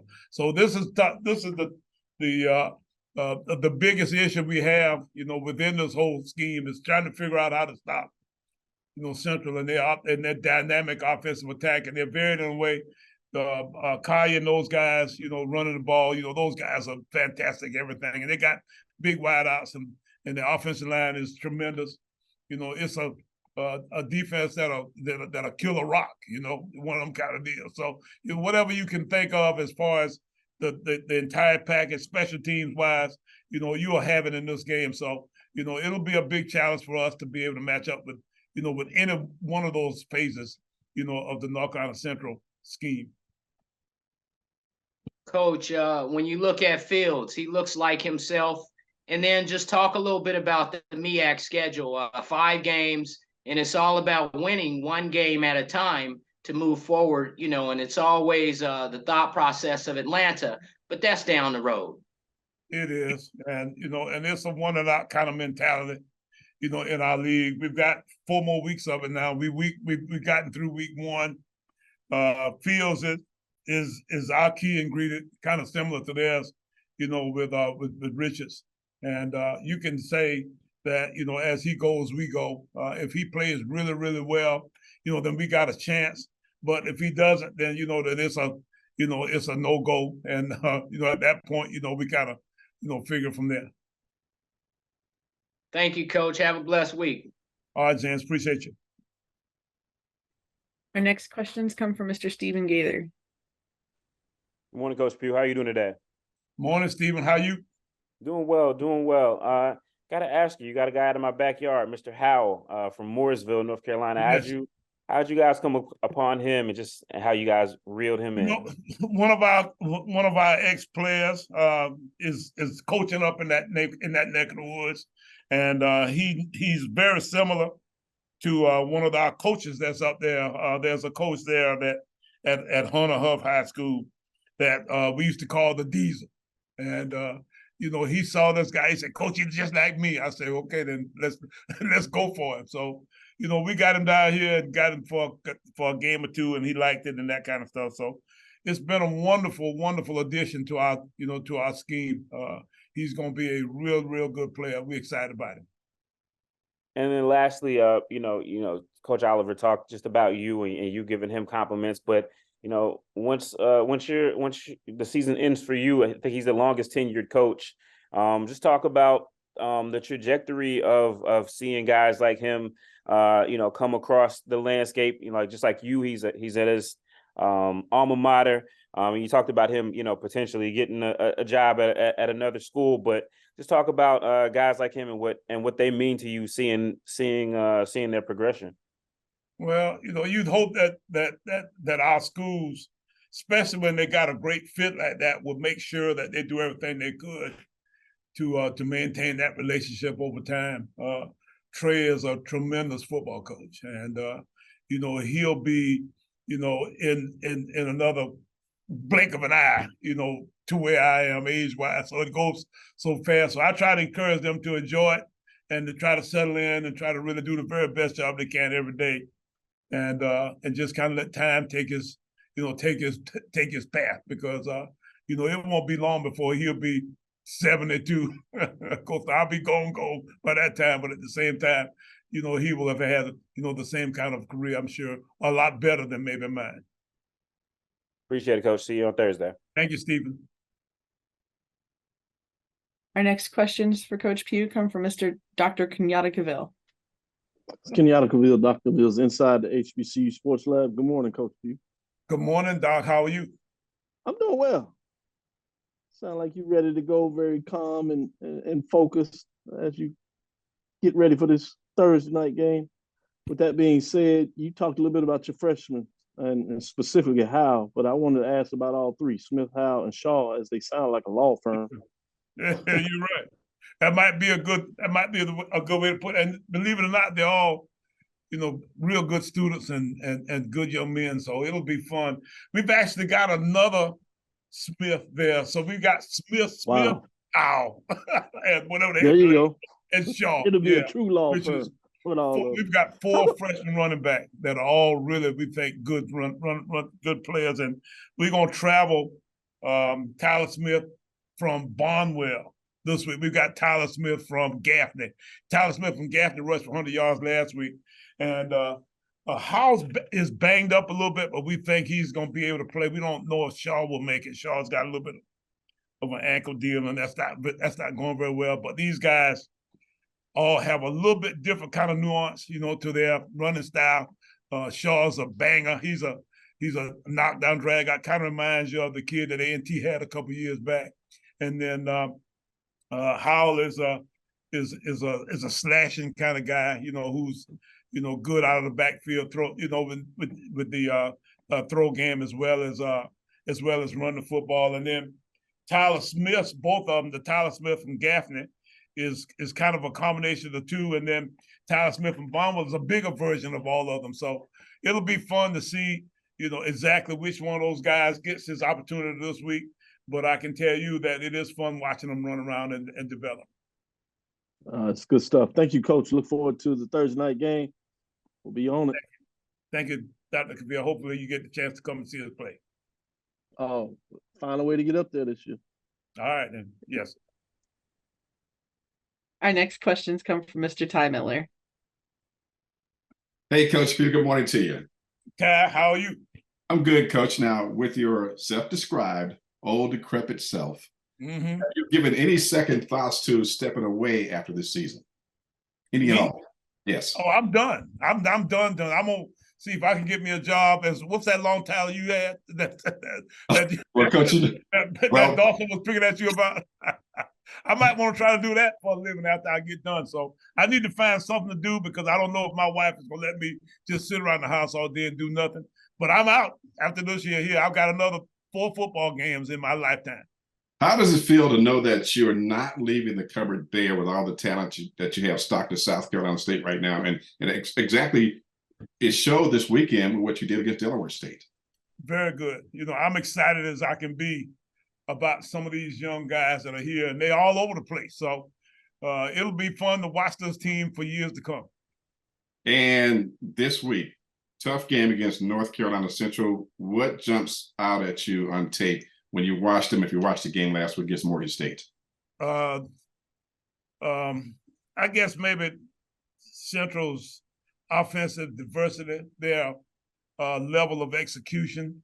They do such a good job of putting things in the right place and executing all of the different kinds of different skills and routines that you sometimes think of them as being a lot higher level team. So they have done a fantastic job of being able to have a total and complete offensive attack put together. And then on defense, they've got a nice package together. They do a nice job. They're kind of similar to the old A&T defenses back in the day when A&T was really, really good in the last couple of years. And then last but not least, their special teams are extremely, extremely proficient. So they got all the pieces in place to make your life miserable in a game, such as this. And finally, Coach, at all levels this year, we've seen a number of teams, pro and college, particularly college teams, go back to the running game. So does tried and true, as you mentioned up top, still work when you can rely on your running game to win a football game and rely on your defense? It does. And, in those particular cases, it's up front that counts. Everybody's got, a big need for these top-notch offensive and defensive linemen now, on one side to stop the run and the other side to make it happen. And, it's really interesting to see, some of these offensive attacks now and how they're trying to run the football and how they're mixing, in the RPO game to be able to keep you from being able to load extra people in the box, because you got two ways of stopping the run. You can either beat people up, or you can add more people to stop. You add more people to the run defense, and these offensive attacks are built around making sure you don't do either. All right, Coach. Good luck Thursday. Thank you, Ty. Look forward. You coming? No, I'm in Pittsburgh, man. I can't make it down there this week. Well, you get a chance, stop by and see us. I will. All right. Our next questions come from Mr. Chris Stevens. Coach Pugh, good to talk to you again. How you doing today? Hey, Chris, how are you? Pretty good. Just want to go back to Saturday if I can really quickly. Coach Hall surprised you before the game with a presentation. Just when you get those sort of platitudes, like how do you manage that? Because obviously you seem to be an understated gentleman. Like, you don't want it to be all about you. You want it to be about your kids. But how does it feel to get the love that you're getting around the league this last go round? It feels good, and I need to say thank you to the Delaware State staff, administration, Coach Hull, and all of his crowd. They did do a nice presentation before the game. My family, my university here has allowed me to have my family be with us in the game so far this year, and they were all there, and it was a nice ceremony that way prior to the game. So I need to say thank you to Dale State, and just know that I'll always have a warm place in my heart for you guys down the road. Please, for all of our conference schools, it will always be an opportunity for me, and I get a chance to now let my grandkids go and kind of get around these campuses. I'm taking my golf cart so they can ride around and get a tour of the campus, while we, doing our pregame deal. So, I'm having a wonderful opportunity to, to not only go to these places, but to have my family get a chance to go around and see these places also. And you've already answered pretty much everything there is to answer about Central this coming Thursday, but just what do you hope that your team takes from, I'll say, the last 55 minutes from Saturday? Because after that first drive, Delaware State wasn't able to get anything much else going, Just what do you want your team to take from that game going into Thursday at Central? Well, let's hope that we can have some of the same kinds of success, that we had, in the Delaware State game. But now this is a whole nother animal here. This is another deal completely. And, there's some guys out there that are grown-ups on the Central team. So we got our work cut out for us. Sounds good, Coach. It's an honor and a privilege to talk to you. Best of luck this week. Thank you, Chris. Appreciate you. Our next questions for Coach Pugh come from Mr. Dwayne Nash. Good morning, Coach. Dwayne Nash from the Yard, HBCU Sports and Hero Sports. How are you? Hey, Dwayne, how are you? I'm doing pretty good. I'm hoping I'm not asking a question that may have already been asked. Had a little connection issue, but it seems, well, not it seems though, but you touched on everything as it pertains to North Carolina Central and you facing them. But there's one thing I think you may not have touched on. It's the fact that Trey Oliver has yet to beat you yet since he's been a head coach. And I know this is a different team. I know this team is very talented, but does that weigh on your mind a little bit when you go into this matchup this Thursday?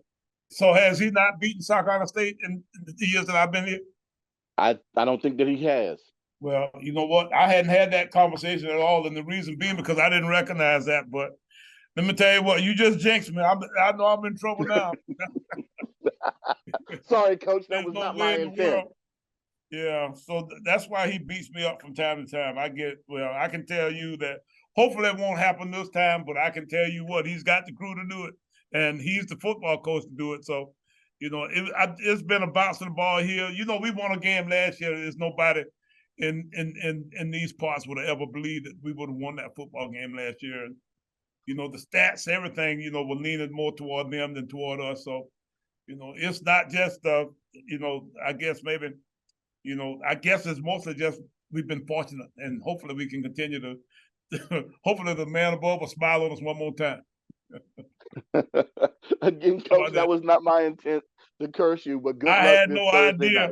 Night. I did not know. I'm sorry. I didn't. Well, good luck again Thursday, Coach. Have a blessed week. Yes. All right. That concludes all of our questions for Coach Pugh. As always, thank you for joining us this morning, Coach Pugh. Best of luck to you and the team this week. Thanks, y'all. Y'all have a good day. You as well.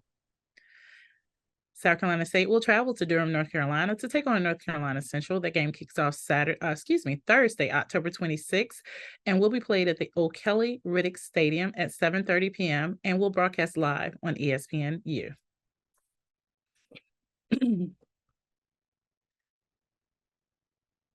Our next interview is with Morgan State head coach Damon Wilson. Good morning, Coach Wilson. Good morning. How you doing? I'm doing well, Coach. How are you? I'm okay. Okay. Well, Coach, last week you held off the 10th ranked North Carolina Central Eagles to just 3 points in the whole first half, but wasn't able to gain that victory. Can you walk us through the matchup against North Carolina Central? Yeah, I think our guys played pretty well for probably 3/4 of the ball game. And at the end, I mean, the champion, the proven champion, found a way to pull it off. You know, we're trying to build that championship culture, and in order to be a champion, you must win, find a way to win. And we did not find a way to win on Thursday. It was a pretty good crowd, great atmosphere, two good football teams getting after it. We had some costly turnovers towards the end of the game that I think proved to be the difference. But Coach Oliver did a great job preparing those guys. Those guys are as advertised, you know, and I don't think we have a bad ball club at all. I think we may have opened up some eyes last Thursday, but once again, we have to find a way to finish. Despite the loss, the Bears returned back to the field after a very long break. How did it feel? How did you feel to be back on the sideline and in game action? It felt good. You know, the guys, you know, the football is a lot of those guys escape, you know, so they got an opportunity to get back in there in a safe place, if you will, and at home. But it felt good to see the guys compete. It felt good to have the guys, you know, around one another and fight on the gridiron once again. And like you said, we were off the field for 2 weeks, you know, and it was just a really good feeling. And then my goal was to, you know, kind of shine a bright light on the campus in a positive manner. And once again, we put up a good fight, but we fell a little short on the scoreboard. But all in all, I think it was you know, a good experience for those guys. It was indeed. Well, this week you take on the Spartans of Norfolk State for their homecoming celebration. Now, both teams did suffer a tough loss last week. How do you think the Bears will stack up against this week's opponent? Another good football team. It's no soft in this conference, and they've been fighting just like we've been fighting. Fell short a few times, so they're trying to find a way to finish. We're trying to find a way to finish. It's their homecoming, so I know the atmosphere is going to be very nice. It would be nice, and they have a good football team. Their quarterback made some plays down the stretch this past week against a good Howard team. That you know, we must eliminate those plays and those explosive plays that they were able to create. And you know, we got our work cut out for us offensively. They have very good defense. They did a great job stopping the run this past week. So we must be sound in our assignments and that sort of thing to give ourselves a chance. Well, thanks, Coach Wilson. That concludes my questions. We will now take questions from the media. As a reminder, please use the raise hand feature and remain muted until you're introduced. Our first questions for Coach Wilson come from Mr. James Hill. Hey, Coach, I hope you and everybody in Baltimore are well. Talk a little bit about Dominique Anthony, what you're seeing in that young man, a transfer, able to come in and throw the ball around and do what he does as a student athlete. He's getting better. You know, Dominique transferred in but didn't have any playing experience at the college level. So this is his first time really touching the field this season. Doing some good things, but also, you know, had a costly turnover in the third quarter where, you know, we knew we couldn't turn the ball over to have a chance to beat North Carolina Central. But you can see him getting more comfortable in the offense. And he, like I said, he did a good job in the passing game at times. He did well running the ball when he, you know, when his number was called. But once again, we still got to find a way to put the ball in the end zone. We're playing decent football between the 20s, but you know, we have to get the box. Coach, you know what it's like to win a national championship, to win your league. Talk about the MEAC, and it's a 5-week experience on the back end of the it's the tale of 2 different seasons in one. But take us into that, and you have a golden opportunity. You'll see the Spartans this weekend. Well, my experience has I don't know if it's helped me in the MEAC. This is something unusual situation with regards to 6 non-conference games, and then you jump into conference play. And when you jump into conference play, it's like you said, it's a playoff every week. So you must focus on going 1-0. The first 6 games of the season really don't impact your ability to go to the championship game. So it's a little different. However, the experience that I do have with having success is helping me understand this process that we're going through now. And like I said, we're playing against a very good Norfolk State team for their homecoming. And Coach Odoms has done a great job, and they've been in every ball game. They beat a Towson team who beat us by 10, and that's something that that I was a common opponent that I have a great deal of respect for. So I know what type of ball club we're going against, and we must have a great week of practice, have a good trip down on Friday, and be prepared when the ball is kicked off on Saturday. Thank you, Coach Wilson. Have a blessed week. Yes, sir. Thank you. Our next questions for Coach Wilson come from Dr. Kenyatta Cavill. Kenyatta Cavill, Dr. Cavil's inside the HBC Sports Lab. Good morning, Coach Wilson. Good morning, Doc. How you doing, buddy? I'm good. I enjoyed that matchup, man. You had me on the edge of the seat coming off the show. Man, can you talk a little bit about your defense and what makes them so effective? Obviously, you're in the business of wins, but the defense is really playing some good football, arguably one of the top in the nation in a lot of different areas. What are they doing particularly that's really effective this year thus far?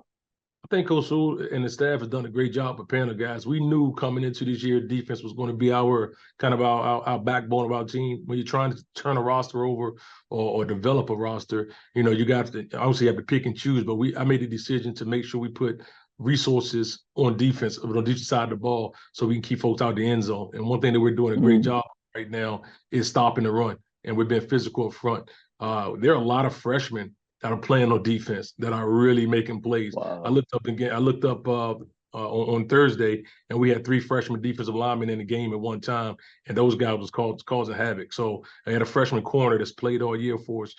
So we have some guys defensively that are young, really blending in with the older guys like Eric Hunter and Lawrence Richardson and Jordan Toles and those guys. And they understand their responsibility. They understand what we're building. And it was just great to see that. But once again, I want to see these guys get rewarded with a W for their efforts. I mean, anytime you hold a team to 0 points in the first half of the game, and they've been averaging 34, 35 points a game, that's pretty impressive. That's pretty impressive. But at the end of the day, we want to win those ball games. So we have to find a way to pull that off for the guys. Yeah, I'm not even that into defense, but all of a sudden I am now. It's fascinating to see what your defense is able to do. I know bottom line is talking about trying to get those W's. But with that said, you go on the road this week, turning the page, Norfolk State, key matchup, obviously, to find a way to stay in the race against Norfolk State. They've been pretty successful offensively here and there, getting some things going. What do you need to get done to make them less effective on that side of the ball? Continue to put the work in for your defense. Eliminate the explosive plays. They have a back or two that can really take 60, 70 yards, and the quarterback, like I said, he understands the offense. They have some explosive receivers on the outside. So we have to eliminate the explosive plays. That'll help us defensively for staying in the game. And offensively, they've been a team that at the beginning of the year was having problems stopping the run. Now they're doing a very good job stopping the run. So we have to get things going offensively. I think we out-yard a gain, if you will, Central this past week, but shucks, they had more points on the scoreboard. We had 2 turnovers. They didn't have any turnovers. So we have to, protect the football, and that will give us a chance as well. One follow-up question quickly in regards to you saying the difference with a lot of conferences that have, 7, 8, 9, 10 teams, where you traditionally will have 8 and conferences are even moving to 9. It seems in some cases they might even be looking at 10 game schedule, which seems so different than what we've seen in the past. What is the benefit and the challenge, particularly playoff, when you're with 6 teams playing 5 games, in your opinion? Well, you're playing a very competitive non-conference schedule, which most of the time will prepare you for your conference play. One of the challenges are when you're playing different teams from different conferences, different style of football is played. You know, if you're playing someone in the, you know, in one particular conference, they play a different style of football than they may play down south. You know, so you have to be able to adjust your personnel and your scheme to fit who your opponent, and then you get into the MEAC and you get a little bit of everything. You know, you got six teams, man, that really get after it, are well coached, and like I said, every week it's going to be a dogfight, and you want to stay healthy. That's the other big part. So you go to that first part of the season trying to get prepared, of course, for the conference play. You want to stay healthy. You want to get guys experience. So you got to balance that out, and you want to win a ball game. You know, and you want to win a ball game, because the good thing, like Coach Oliver and those guys have done, they put themselves in position for national playoffs. You know, they put themselves in position to be ranked top 10 in the FC and the AFCA because of the non-conference schedule. Now going into a competitive MEAC schedule, you know, that's what you want as a head coach. He's sitting at a position where you want to be nationally ranked and sitting at the top of your conference and have a chance to, you know, go back and defend your championship. Great points. Thank you, Coach. Look forward to the matchup. Keep up the good work. Yes, sir. Thank you. Our next questions for Coach Wilson come from Mr. Ty Miller. Hey, Coach Wilson, good morning to you. How you doing? Doing great. How about yourself? I'm good, Coach. Great defense, but 78 points in 6 games on offense. What is your Achilles heel? Is it mistakes or is it just inconsistency? A little bit of both. I mean, you're turning the ball over, you know, that will hurt you. And not scoring in the red zone, that'll hurt you. Not being able to run the football consistently will hurt you. And that's what, you know, we've been dealing with for the most part the entire season. The good thing we've playing good defense, so we're in ball games. But once again, we're not where we need to be or want to be offensively with regards to our point total. Much like last Thursday, Coach, it seemed that your defense held its own, but with your offense unable to sustain drives, your defense kind of withered at the end. Do you expect that to change? You know you needed to change for the end of the season to have a chance. Yes, I do. And like I said, we actually outgained Central. You know, Central's an offense that came in averaging 35, 34 points a game. And we had more yards, we had more passing yards and rushing yards than those guys. But they had the most important stat, which was the W. And we had 2 turnovers. They didn't have any. Those turnovers will prevent you from winning ball games. And that's a very good Central football team. So we have to find a way to get the ball in the end zone this weekend against a Norfolk team that's been scoring consistently all throughout the year. And Coach, this is a time of year when a lot of recruits are hitting campus. Has that been the case at Morgan State? And what have the young men you brought in? What are their thoughts on the Bears and going forward with your program? Indeed, and every home game we've had a sideline full of recruits. Guys are excited about the direction we're going in. They can see the big picture. You know, looking at us, once go back to the Central game, I think Central beat us by 30-something odd points last year, if not more. And, you know, was able to close that gap a little bit so they can see the growth, they can see the development and the direction that we're going in. But once again, you want the guys to be rewarded with W's at the end of the game. And we have to focus on going 1-0 this week. All right, Coach, good luck against Norfolk State. Yes, sir. Thank you. That concludes all of our questions for Coach Wilson at this time. Thanks for joining us this morning, Coach Wilson. Best of luck to you and the team this week. Thank you. Thank you. Morgan State will travel to Norfolk, Virginia to take on Norfolk State. That game kicks off Saturday, October 28th at Dick Price Stadium and will broadcast at 2 p.m. on ESPN+. This concludes this week's MEAC Weekly Football Coaches Video Conference. Before we log off, the MEAC would like to thank everyone that assisted and participated this morning. The MEAC would also like to thank its corporate partners for their continued support of the conference and its Elite 8 member institutions. As a reminder, the next video conference is Monday, October 30th at 10 a.m. For more information on MEAC football or other sponsored sports, visit MEACsports.com or follow the MEAC on social media at MEAC Sports on Facebook, X, Instagram, TikTok, and Threads. Thank you for joining us this week for the MEAC Weekly Football Coaches Video Conference, and have a great football week.